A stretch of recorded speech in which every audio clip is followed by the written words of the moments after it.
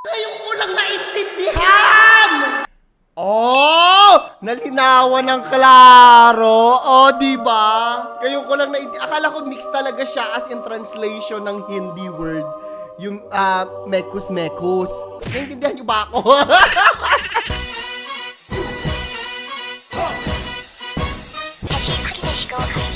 Kamusta, Teddy? So, ito lagi, lahat ng mga GC ata namin, yung newsfeed ko, lagi nakikita ko yung mekis-mekis mo na yan, insan. So, na-curious na ako talaga. At tawa-tawa naman ako sa mga video, pero mas na-curious ako. Ano ibig sabihin ng mekis-mekis? Hindi ko kasi talaga pinanonood yung content. Talagang yung content yung lumalapit sa akin. At pag napag-uusapan namin, talagang bukang bibig na ng mga bata. So, aalamin natin dyan. Pero bago tayo magpatuloy, mag-like, subscribe, and notification bell kayo dahil may 1,000 Gcash giveaway tayo. Nasa ilalim yung mechanics, sundin nyo lamang yan at sagutin yung question of the day. Umpisahan na natin sa ating first video of the day.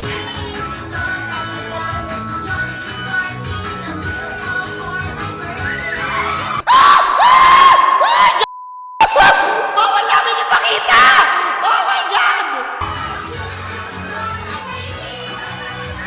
Ipakita na lang natin yung nakaluhod si Hetty.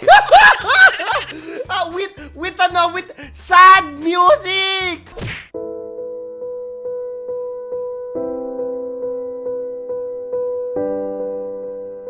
I think alam nyo naman na ito. Gagi! Gag! Ano ba naman yan?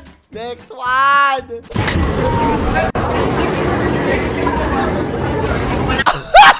Ba't hindi binatawan yung ano?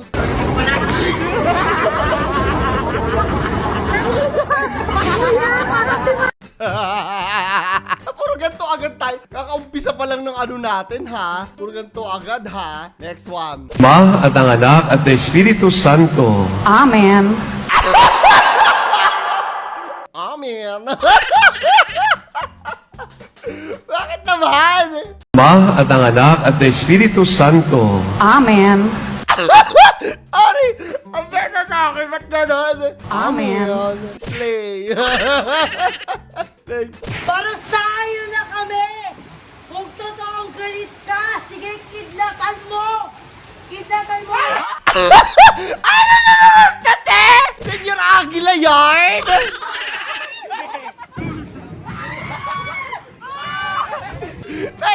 Parang araw-araw sila naglalasing talaga, no? Ewan ko sa inyo. Pero bentang-benta naman sa akin, in fairness. Oh, next one. Sabi dito, nagpalinis pa ng wind. Ay, umiiyak kayo. Hindi kita. Tapos hihintay kayo dyan. Parang ang awkward, te. Umiiyak pa yung mga tao sa likod, oh. Kakaloka. Sorry, ang benta sa akin. Parang gago.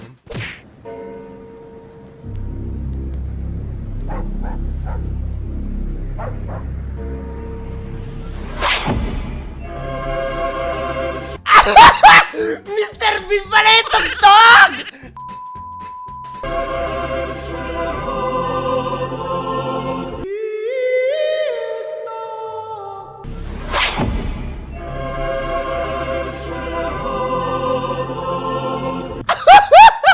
Bakit natin siya sa bubong?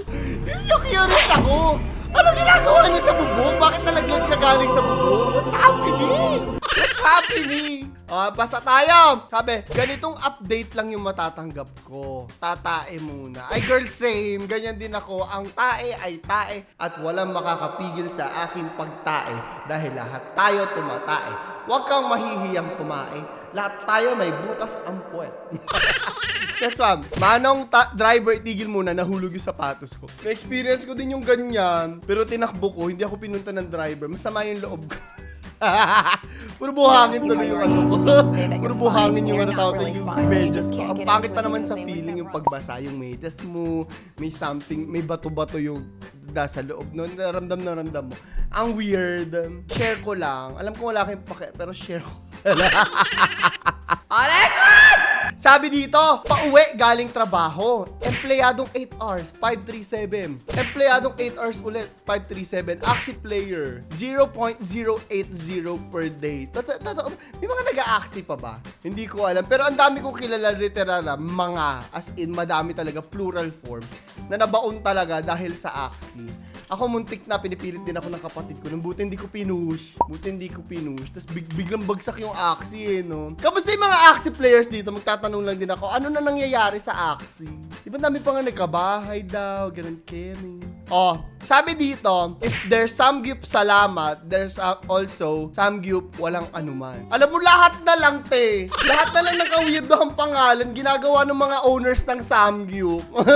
Samgyup salamay. Ewan ko sa inyong lahat. Itigil lang pagbubukas ng samgyup. Na joke lang, ang sarap ng samgyup naman kasi talaga. Ang sarap kasi mapapakain ka ng super dami. Tataba ka! Pero masarap. Bakit naman ginata to? Yung mga scratch card, scratch card ba? Naglalaro din kami niyan dati. Hindi naman kami nananalo. Ako pag galing trabaho, parang sawang-sawa na ako sa buhay ko. Ano, magtatrabaho na naman ako. Baka pag nag-scratch card ako, magbago yung buhay ko. Yung monkey bananas ba yun? 20, balik 50 pesos. Lugi pa. Alam ko nag-content ako nito, 10K dati. Wala man nangyari. So, extra, I don't recommend. POV, bigla kang sinipag tumulong sa kusina. Hala, nakita ko pa isang caption nito, dahil first day mo sa bahay ng biyenan mo. Nakakaloka yan, te! Lakot ka talaga dyan sa biyenan mo. Marami pa naman ako nakilala na talagang ano talaga, no? Yung talagang kaaway talaga nila yung mga biyenan nila. Totoo ba yun? Ganun ba talaga? Comment nyo sa ilalim. Gulatin mo sila, ako. Yung ginamit sa ganun? Mga kids, ganyan pa rin ba ngayon? Yung panahon kasi namin talaga, pag may poster making contest, kailangan hawak mo yung globo. Hawak mo yung mundo. Ganun. Hindi ko alam kung ganyan pa rin. Eto na! Pupunta na tayo! Dun sa mekis-mekis mo na dyan! Nakahanap ako kasi hindi naman ako I think hindi yun. No? Please correct me if I'm wrong. Naghahanap-hanap ako, napunta pa ako sa Reddit para malaman ko ano ibig sabihin ng mekos-mekos. Sabi nila, no, in English daw, ang ibig sabihin nito ay too much. Pero iba-iba kasi yung nakikita ko. Sa Tagalog daw sobra. So pag sinabing imekos-mekos, it's too much. Pero hindi siya angkop grammatically doon sa sinasabi ng content creator. So sabi ko, punta na lang ako sa mismong content creator. Baka inano niya, baka in-explain niya kung ano ibig sabihin. Sobra na yan. Tanong na lahat na Filipino, anong mekos-mekos? Anong mekos-mekos? Mix-mix. Oh my God. Oh, ayun din yung isang naisip ko, mix-mix. Yun yung isa sinasabi palagi. Ayun din, sa utak ko, yun din talaga ibig sabihin niya, halo-halo. Kasi di ba pag hinahalo-halo? Siyempre, Indian kami, may accent kami. It comes out naturally. Sobra na yan. Parang na wala utak talaga lately. Tao na wala na... Ngayon ko lang naintindihan! Literal na mix-mix! As in yung word na mix talaga, hindi siya translation, mix talaga na salita as in yung English. Pero may accent, so mex, gano'n. Oh! Nalinawan ng klaro. Oh, di ba? Ngayon ko lang akala ko mix talaga siya as in translation ng Hindi word. Yung mekus-mekus. Mix pala. Naintindihan niyo ba ako? Accented na mix. Oh! Talaga lately tao na wala na isip na ibabagay. Ano yung mekos-mekos? Malamang mix-mix. Oh my God. Kunti na common sense lang yan. Wala na, di ba? Ay, hindi kami nawalang common sense. Hindi ko alam. Ba't mo kami inaaway? Tinatanong ka naman namin na maayos. Di ba? Tapos yung iba, ano yung masala? Oh my God.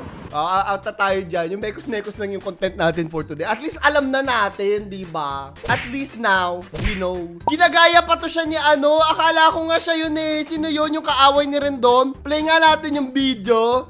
Sobra ng ritual yan, Insan. Sobra. Oh, tornado! Super tornado, Insan! Ipo na yan! Mekos mo na yan, Insan! Mekos! Super mekos! Sobra ng mekos na yan, Insan! Akala ko siya ginagaya accent, tawan-tawa ako. Ay, hindi pala siya to, te. Anyways, next one. Sabi dito, Harry Potter is in the house at Las Cabañas Beach Resort. One of my favorite international actor. Na-massage ko pa siya. Ay, kaswerte. Ala? This is my lucky day. Dream come true. Hi. Humabol pa mga staff sa naang stick. Pero hindi naman si Daniel Radcliffe to, te. Iba. Hindi ko alam kung charot lang o ginagaya o ano lang. O nagjo-joke lang siya sa post niya. Pero hindi si Daniel Radcliffe yan, te. Ano ba yan? Last one. Ang lakas. Hindi ko kaya. Ang sakit sa ano. Matanda na talaga ako. Hindi ko na kaya yung mga ganyan-ganyan.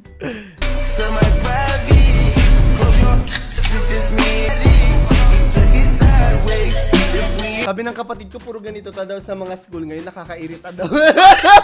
Puro TikTok daw mga kabataan. Is that true? Gen Z, I love you. Pero meron kayong problema sa pagti-TikTok kung saan-saan. Okay?